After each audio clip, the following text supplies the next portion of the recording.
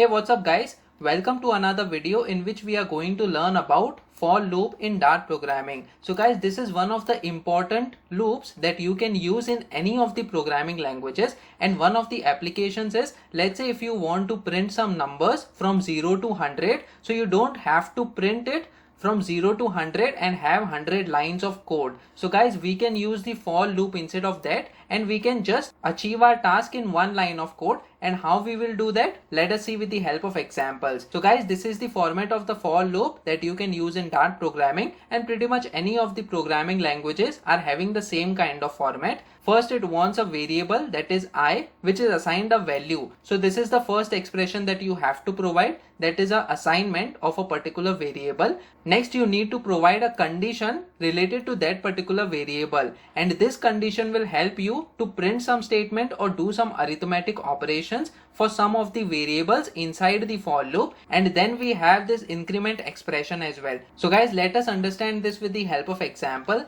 So we have the for loop over here. We provide the for keyword followed by open brackets, and then we have a variable. Let's say we have a variable I, which is assigned a value as 0 as the initial value, and then followed by a semicolon, and then we have a condition. Let's say we want to print the values as 0 to 10. So what we will do is I is less than or equal to 10, and then we have a semicolon again, and then we have I plus plus. So guys, what will happen is, in this for loop we have the variable I, which is initialized the value as 0, and then the condition, that is I is less than or equal to 10. So this for loop will be iterated 11 times from 0 to 10, as you can see in this condition, and then followed by I plus plus. So it is going to increment the value by 1 every time. So guys, inside this what we will do is, within the curly braces we will just print the value of I over here and then semicolon.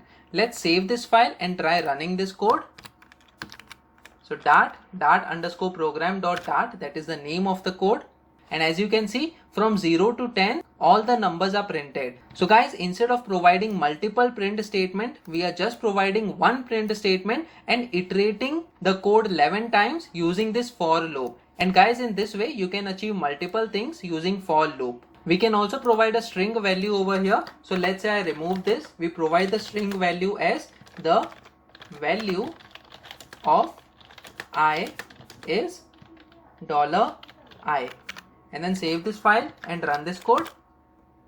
So as you can see, the value of I is 0, and then 1, 2, 3 up to 10 is getting printed. Guys, one important thing over here is we have used less than or equal to sign over here. So this value 10 will be included in our code. Let's say if I remove this equal to sign, so the numbers 0 to 9 will be printed because 10 is not included in this case. So I'll save this file and run this code.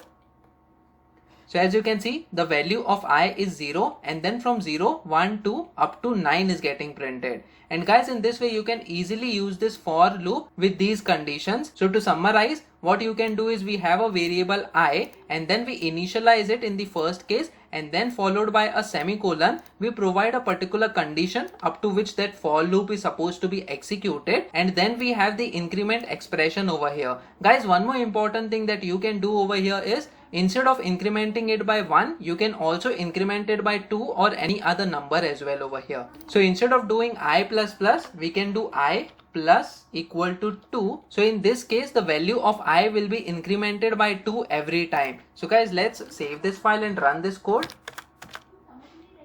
So as you can see, the value of I is 0, and then it is incremented by 2 again. So 2 is getting printed. Then again it is incremented by 2. So 4, 6, 8, and then the next value will be 10. But before printing that 10 value, this condition will be checked whether I is less than 10 or not. So since the value 10 does not fall under this condition in which I is less than 10, so we will come out of this loop and only 8 will get printed as the last value. So guys, in this way you can easily use the for loop. Let us see another example over here. We have another for loop variation wherein we use the in keyword. So guys, this becomes very important when we are dealing with some list. So guys, we have not learned a list till now, but to show you with an example, let us say we have a list over here.